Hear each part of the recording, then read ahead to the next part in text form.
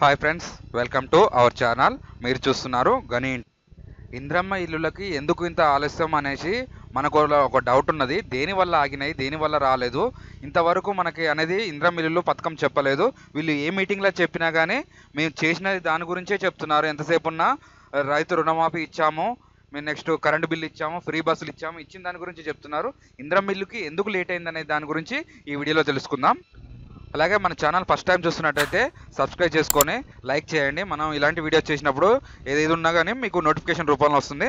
Subscribe అనేది మర్చిపోకండి. Okay, దేని కొరకు లేట్ అయిందంటే 80 లక్షల దరఖాస్తు ఫామ్లు వచ్చినాయి. మనకి 80 లక్షల దరఖాస్తులు వచ్చినాయి. వీటికి వెరిఫికేషన్ చేయాలి.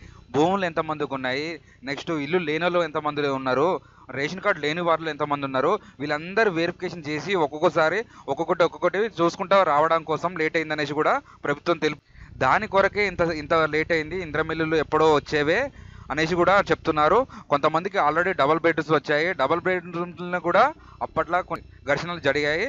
డబుల్ బెడ్రూమ్లో ఆల్రెడీ ఒక లిస్ట్ వస్తే ఒక లిస్ట్ చేశారు. అలాంటి తప్పులు ఇప్పుడు చేయమనేసి కూడా చెప్తున్నారు. వీళ్ళు ఒకరి పేరు మీదకి డబుల్ బెడ్రూమ్ వస్తే ఇంకోళ్ళ పేరు మీదకి రిజిస్ట్రేషన్ చేసుకుని డబుల్ బెడ్రూమ్ చేసుకుని వాడుకుంటున్నారు. అలాగే దానికోసం డబుల్ బెడ్రూమ్ లేట్ అయిందనేసి దాని గురించి కూడా ఉన్నది. కావున మేము ఇంద్రమ్మ ఇల్లులు ఇస్తామంటే ఇస్తాము, మాట ఇస్తే తప్పమనేసి కూడా రేవంత్ రెడ్డి గారు తెలుపుతున్నారు. మళ్ళీ వెరిఫికేషన్ చేసేసిన తర్వాత ఇంద్రమ్మ ఇల్లులు ఆల్రెడీ ఖాళీ స్థలాలు ఉన్న వాళ్ళకేమో 5 లక్షలు ఇస్తామని చెప్పారు. అసలు స్థలం లేని వాళ్ళకి ఇంద్రమ్మ ఇల్లులు చెప్తానని చెప్పారు. ప్రజాపాలన అయిపోయి ఇక దాదాపు సంవత్సరం కావస్తుంది. ఇంతవరకు ఇటువంటి రెస్పాన్స్ లేదు. కాబట్టి మరి ప్రభుత్వం ఏం చెప్తుందో మళ్ళీ నెక్స్ట్ చూడాలి. మరి దేని గురించి దేనికోసం ఆగిపోయింది అనేసి కూడా మనం చూసుకోవాలి. వీళ్ళు ఏ మీటింగ్లో చెప్పినా మేము ఇస్తాము, దసరా దీపావళి అన్నారు. దసరా దీపావళి వెళ్ళేసింది. ఇప్పుడు మళ్ళీ డిసెంబర్ ఎండింగ్లో మీటింగ్ పెట్టేసి మళ్ళీ మన గ్రామ వైజ్గా మండలం వైజ్గా చూసుకుంటారంట.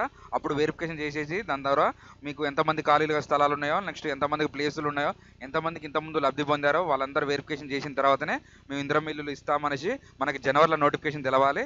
జనవరిలో మనకి ఈ అప్డేట్ అనేది పూర్తి వివరాలు తెలిసిపోతుంది. ఇదండి ఈరోజు వీడియో. మీకు ఎలాంటి డౌట్ ఉన్నా నాకు కామెంట్ చేయండి. దాని గురించి కూడా వీడియో చేద్దాం. దాని గురించి కూడా ఒకటి చూసుకుందాం.